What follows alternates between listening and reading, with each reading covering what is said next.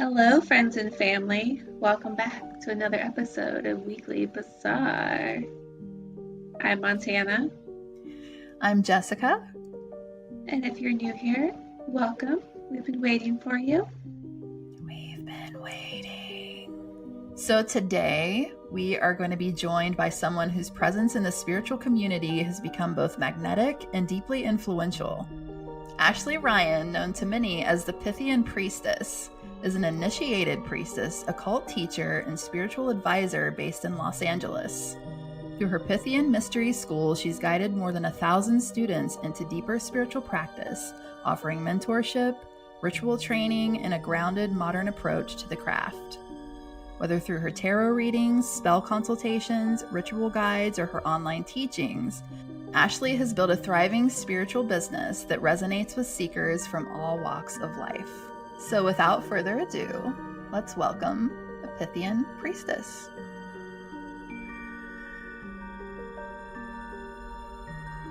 Awesome. Well, thank you so much for having me today. Thank you for joining us in our teeny tiny little podcast. It's all good. So welcome to the show. This is Ashley Ryan, known as the Pythian Priestess on Instagram. And we're so happy to have you on our show. So you seem to have a really big following. You have a really big impact on the community that you're a part of. So thank you so much for joining us today. Yes, thank you so much for having me. All right. So why don't you tell us a little bit about some of the stuff that you're doing? You have so many hats that you wear. Yes, I do. Where to begin? So most people, I think they know me from Sam and Colby. I am a series regular on the Sam and Colby YouTube channel where I act as their spiritual advisor and ritual leader. So helping them handle naughty spirits, using the spirit board is very popular as well. And then off camera, I run a mystery school, which is called Pythian Mystery School, where I teach people how to reconnect to the divine, how to communicate with spirits, and protect themselves from negative energy. Awesome. How I would love is to it? join. Yeah, how is it working with Sam and Colby? They're wonderful. I really love working with them. I think that a lot of people are like, oh, they're fake, blah, blah, blah. No, they're absolutely not. They're very, very genuine. I have worked with a handful of paranormal YouTubers and other production companies, and Sam and Colby are by far the most invested in this. This is not a game to them. It's not a show. We don't script it. It's very, very real. Awesome. Yeah. So tell us a little bit about it. What all do you do? So within the show, a lot of the times I come in with my tarot cards and I help them investigate by communicating with the goddess. I am an initiated priestess to the goddess Isis. She is the source from which I pull my power. My power is not my own, it is from her. So then the most popular thing that we do is the spirit board. A lot of people use the term Ouija board. That's not correct. It is not a Ouija board. That's an LTD Parker Bros licensing. A spirit board has been around for thousands of years in different iterations. I have created my own board through Aleister Crowley's teachings, and I actually just posted a YouTube video called The Secrets of Sam and Colby and the New Conjuring House on how the operation works. It's actually a very intense operation that's done usually with multiple magicians, but it's just me, so I'm wearing a lot of hats. And over and over again, the guys are very surprised at the quality and of the answers that we get, and the more we've done it, the better it's gotten. And it's been such an amazing experience to watch two people who are really starting to bridge between paranormal and spirituality, because those two things do interconnect, but a lot of time people like to keep them separate. Mm-hmm. So for listeners who might be new to your work, how would you describe what it means to be an initiated priestess? Yeah, of course. An initiated priestess is two different parts. So initiation means that I went through an initiation, which is a formal ritual that puts me into an energy current. So for a lot of people, an example of this would be baptism. When you are baptized by the Christian church, you are initiated into their energy system. Another example of this would be for later in Christianity, doing your confirmation. That is also an initiatic practice that you study for and you work towards. So when I use the term initiated, I'm showing that I did not just give myself this title of priestess. This was something that was given to me by other people and the goddess. So what is a priestess? A priestess is a handmaiden to the goddess. I am not a princess. I do not have like a higher authority or anything like that. It is that I am doing the goddess's will here on earth. And a lot of people think that being a priestess is about being chosen. It's like very what I call the Harry Potter syndrome. Like I was chosen for this great mission, when in fact it's not that at all. It's about making myself worthy of carrying the responsibility and the energies of the goddess, acting as her emissary. And to that, people don't understand that. It's not something that we really see in our modern world. But if we go back into ancient Greece and even farther back to ancient Egypt, you do see that women had this spiritual authority where they were a conduit or an emissary for the divine. So was there a particular moment or a series of experiences that pushed you into the priestess path? I was 4 years old when I knew I wanted to be a priestess. Was Oh, being babysat. Yeah, I was really young. My family's a very austere Catholic. I used to be babysat by Benedictine nuns. They were my great aunts. And at the ripe age of 4 years old, they asked me if I wanted to become a nun and get married to Jesus. And I thought about it and I said, no, I would rather be a priest. And I said that because I knew that nuns didn't have the same kind of power that a priest had. A priest like held up the Eucharist at Mass, and there was something special to that. They conducted the Mass, which is itself a ritual. And the nuns, they laughed and they said, "Oh, sweetheart, you're a girl. You can't do that." And I was like, "Oh, well then I don't care about religion." That was my answer to that. And this was at 4 years old. Yep, I that's was very young. crazy. Yeah. I was in religion for a very long time, up until I was 18. I went to Catholic school for 12 years, and then I was in Sunday school, and of course, like it was my entire life, Sunday Mass, and then in school we had Mass during the week. I went to Stations of the Cross, so I was really embroiled in it, and I know a lot about Christianity. And I don't hate Christians, I don't hate the religion. It's not for me, but that's another question. Anyways, so moving up into my teenage years, I was 14, took 10 years from the next experience where I saw tarot cards for the first time at a Renaissance fair. And it was the most mind-blowing experience, not because of what the woman said, but seeing the art on the cards. It was the traditional Rider-Waite-Smith deck. And I just knew these cards were very sacred. I knew they were very, very important, and I had to have one. I had to have a deck. And so I was ready to climb mountains and cross oceans and do whatever I had to do to get a deck of cards like this. And this woman, an older woman, a crone, said, "Oh, you just have to go to Barnes and Noble and buy them." And I was like, "Oh, okay." It was You that thought you were going to easy. have to go on some magical quest. I really did. I really did. But it was very difficult until I was 18. I had to hide the cards from my family, and I practiced bibliomancy, which is like you like flip through the Bible and put your finger down, and maybe you find like a passage that speaks to you. My family didn't like incense. They didn't like when I burned incense. It was very difficult until I was 18 and I went to college, where I really dove into this full force.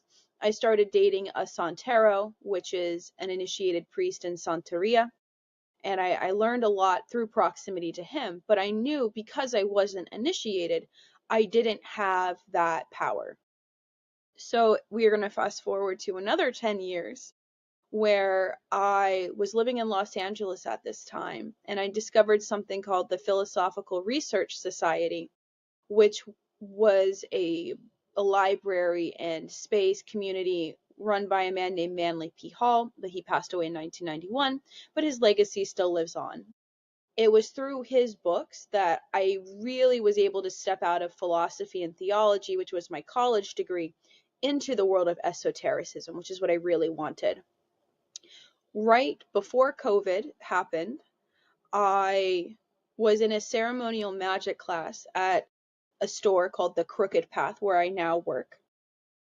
And during this class, the teacher said that there was a temple to the goddess of Isis in Los Angeles. And my mind just went ding, ding, ding, ding, ding, ding, ding, ding, ding. Go there, go do that thing. You don't just show up to these things. Like, there's a lot that goes into it. I had to go through 3 rounds to be approved, and then you have to pay. It's not an exorbitant amount of money.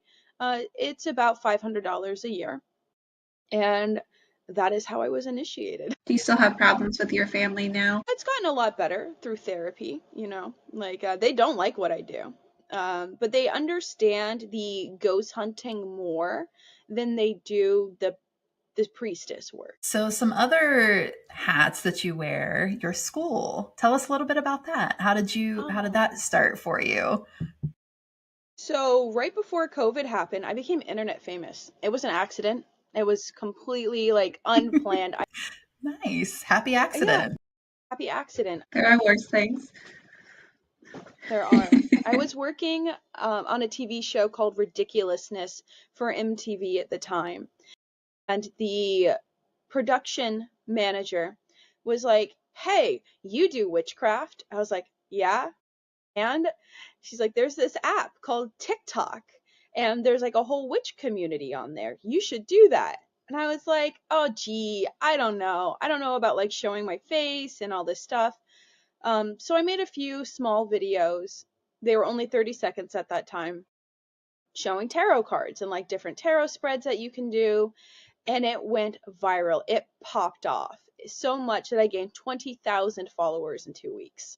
Wow. Yeah. And I was like, That's oh, awesome. shit, this is something here. My manager was like, "You should definitely keep doing this." And I did.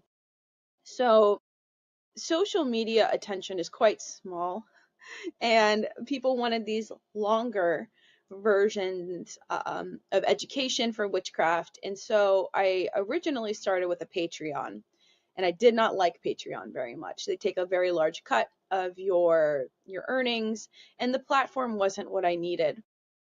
And so over the last 5 years, wow, it's crazy to think the 5 years I've had this school.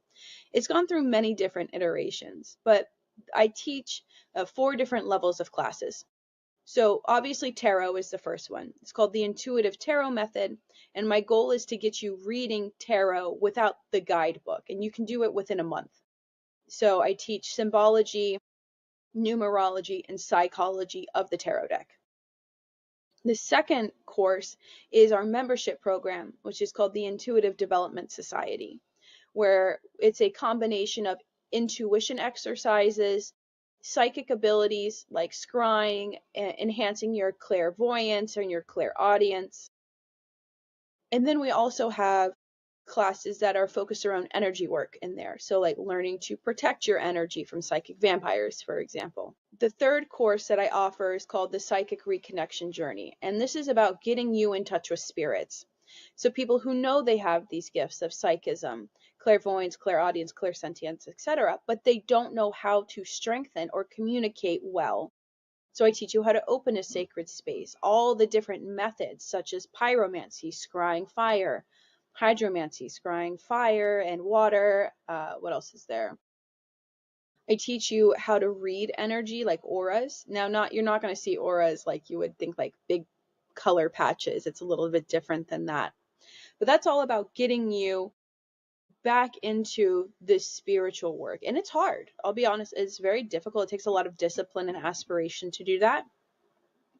The fourth class that I offer is called the Paranormal Protection Toolkit. And this is for the people who do paranormal work. So how do I cleanse myself after work? How do I know what kind of spirit am I communicating with? And like if something goes bad, how do I fix it? How do I like stop the attachment from happening? And then the last course, which is my apprenticeship, it's not even a course, it's like you become my apprentice for a year, where I teach you how to do spell work. I teach you the foundations of the planetary magic. When we go through all the crunchy stuff, like where does this come from? What are the hermetic principles? And then the nitty gritty of how do I do spells? How do I create poppets? Even things like sex magic are included as well. Very cool. And it says that you have taught over 1,000 students, and that's within the Yes. last 5 years. That's amazing. Amazing. Yes. So do you think everyone has the ability, they just don't use it?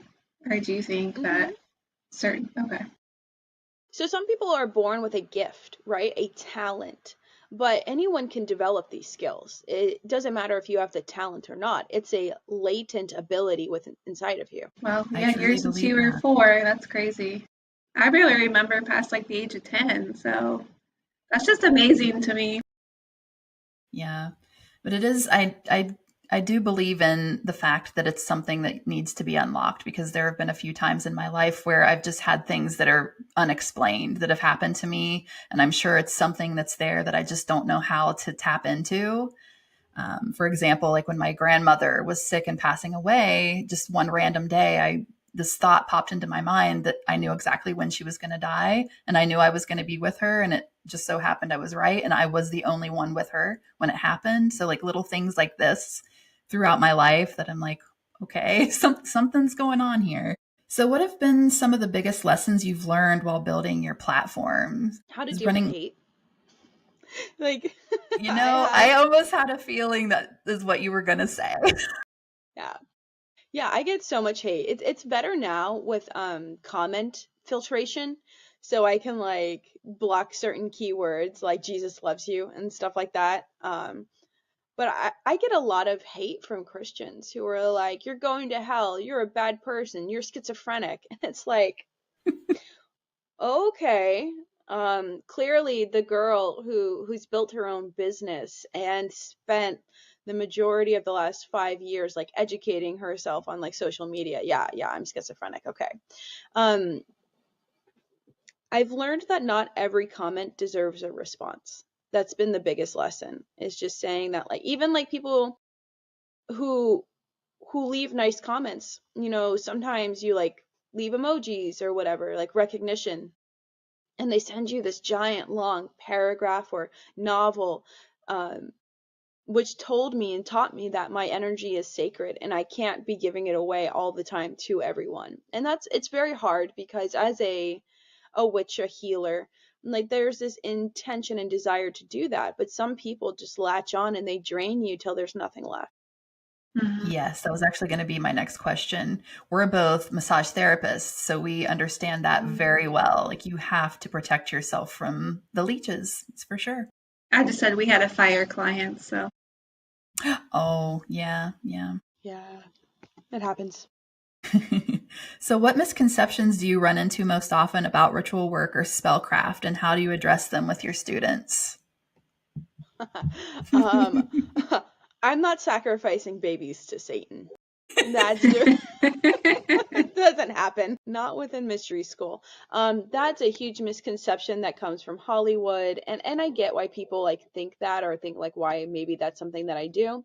I don't, for obvious reasons. I think the other major thing is that it's instant. Like sometimes you do a spell and it happens the next day, and that's so cool. But a lot of the time it's not like that. It like for example, I did a spell 2 months ago. It was a money spell that I wanted $2,000 to come in, and it manifested last week. I had a check that came in for $2,000. Like I overpaid some medical bills, and it's like, oh wow, okay. Like, but some people would have wanted that money within like 10 days. It's not always like that. Spirit and magic will always take the path of least resistance. So you have to be very smart about how you phrase that money or that money spell. So I would say I have $2,000 that comes to me in a safe way with harm to none. So, because there's lots of stories about people who want things and they don't put parameters and they got into a car accident. Well, you got your $2,000, but you have to go spend that now on like fixing your car. Okay, so what is something you wish more people understood about magic, ritual, or their own personal power? It's not expensive. I think that we live in an age of consumerism and people think they get overwhelmed. They look on Pinterest or Instagram and there are all these beautiful altars and elaborate rituals. You don't need that. It's nice. It's pretty, but one of the most successful spells I ever did, I was I was traveling and I didn't have anything. I really needed to go like find stuff. So I went to Chick-fil-A and I got like honey, I got salt, I got hot sauce, all for free. And obviously I had to buy like the candle, but didn't it didn't cost me very much. And what matters is the energy you put into it. All of those things are just tools. And what you're doing when you're building a spell is a roadmap. You're including intention along with physical herbs or minerals to show spirit, this is the energy that this requires to make this happen. Here it is. Please take it and go. Yeah, I feel like a lot of times too, do you feel the same way about the flip side, like with negative energy and like dwelling on negative things and how that can manifest in your life? Absolutely. Your mind is so powerful. So if you are so paranoid and thinking like everyone's out to get me, everyone's out to get me, well, you're going to create that reality for yourself. Is there a teaching or mantra you return to when your own path feels heavy or uncertain? I think the teaching that I return to is that life isn't happening to you, it's happening for you. So you may have strayed from your path, for example, and something like really terrible happens. Like I got scammed out of an apartment last year when I was going to be moving, and I was just so devastated. Like, why did you let this happen to me? How could this like happen? And the response I got, which was one word, was redirection. I needed to be redirected. And that's like maybe the place I thought I was going to move into like wasn't the right place. Maybe I needed to be in a different part of Los Angeles. And so the universe doesn't happen to you, it happens for you, and you have to control your reaction to it, for better or for worse. Yeah. Okay, beautiful. All right, so we only have a few more minutes left. Would you like to tell us a little bit about your movie project? Yes, yes. So it is a YouTube series. We shot this with Harrow House Films back in January of 2025. We go to 8 haunted locations in Texas. I know the show is called Exploring Haunted America, but right now it's just Texas. And what makes Exploring Haunted America so special is that I get to bridge the worlds of the paranormal using the tools that you know and love, like the spirit box and using like EVPs, etc. But I also bring in my world, which is the magical spiritual world. So I do rituals. Like there was one point where I was attacked I got attacked a couple times and don't love that. But I do like a reversal spell on camera and I walk you through everything. Why did I do it? How did I make this happen? You also see me using dowsing rods and tarot cards. I also make offerings to every location that I go, and I explain why I do that. And so this project is very special to me because I get to bridge those two different worlds and show the community and the audience that they're not that different. They're just two sides of the same coin. It's really exciting. So does that mean that you're just getting started since you're just in Texas, that you're going to keep going? Well, that's the idea. That's the hope. If you'd like to watch this, it's on YouTube for free. You can go to Harrow House Films or my YouTube, Pythian Priestess, and you will find the playlist with it there. Perfect. So are there any little spoilers that you would want to give to anybody to entice them to watch? Like something pretty cool that kind of sticks out to you that you would like people to go and check out? So, in the first episode that we did with the old Lavaca jail, you you actually get to see a pretty horrific moment where I got grabbed by a spirit. So when I'm doing any kind of spiritual work, obviously I'm not doing it today, I wear a crystal bracelet on my hand. It is an obsidian bracelet. Obsidian is it attracts negative things and it absorbs them. And they always stay right here on my wrist. But when my arm got grabbed, it literally, I felt like I was going to get grabbed out of like the socket. It was so painful. But the bracelet actually was up in the middle of my arm, and there was no reason for it to have moved up there. That was insane. It was like, and actually, they cut part of it out, but I like start cussing the spirit out. Is that the most aggressive thing that's happened to you with a spirit? In a long time. The most Yeah. aggressive I had was back in 2011 when I was working in the St. Augustine, Florida Ghost and Gravestones tour company, and it was also like a paranormal investigation company. And I had been grabbed in the butt by spirits, and they left some really nasty marks. And I would say that was the most aggressive. Yeah, Frisky. really. Yeah, they're in jail. The other thing that happened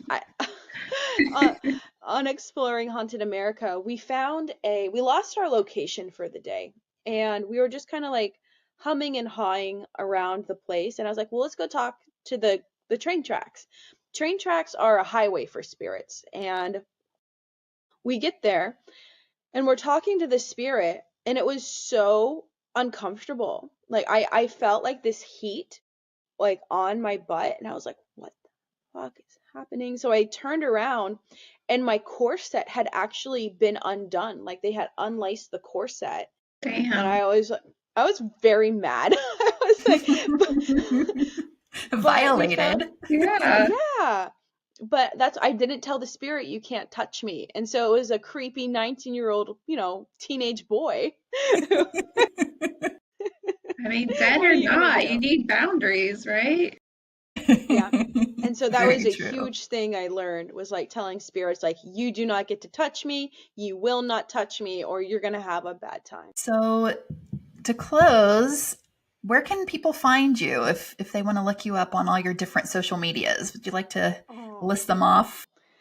Yeah, you can find me pretty much anywhere online. I'm most active on TikTok, Instagram, and YouTube at Pythian Priestess. It's Pythian, and then Priestess. I know a lot of people say princess, but remember, I'm not a princess. And I think I said Pythian at the beginning, so it's Pythian. Yes, yes. So that comes from ancient Greek, and Pythian makes sense Mhm. because that title, that name, was related to the oracle at Delphi in ancient Greece, and it was believed that there was a dead python underneath the cavern or mountain that she worked in. So either one is fine. Well, thank you so much for joining us today. I wish we had more time with you, but this has been very lovely. You've got a lot going on in your life. I'm sure that you've got to get to something soon, so we will let you go. Unfortunately, yes. My schedule is usually very packed because I'm always doing tarot readings. I do tarot readings 4 days a week. So if anyone's interested, pythianpriestess.com, you can book me. Yeah, check her out, guys. Yeah. All right. Thank you so ladies. much. Take care. Thank you. Bye. Thank you all so much for joining us for another episode this week. We truly appreciate each and every one of you. And thanks again to Ashley from Pythian Priestess for joining us today. I know she's a busy person, so it was nice for her to take some of her time for us. And don't forget to go check out her pages, show her some love, some support. Check out her new movie series on her YouTube. Don't forget to do that. And as far as we go, don't forget to do that for us too. You can find us on all the social medias at Weekly Bazaar Podcast. You can email us with your stories at weeklybazaarpodcast@gmail.com. You can follow us on Patreon, $5 a month, patreon.com/weeklybazaar. Really helps us keep going, keeps all the social media flowing, all the videos flowing, just keeps everything moving, guys. And we really, truly appreciate each and every one of you. Whether you contribute to that or not, we just appreciate that you listen to us, that you put up with our shit every week. Thank you so much. And if it's weird, we're going to talk about it. bye. Bye.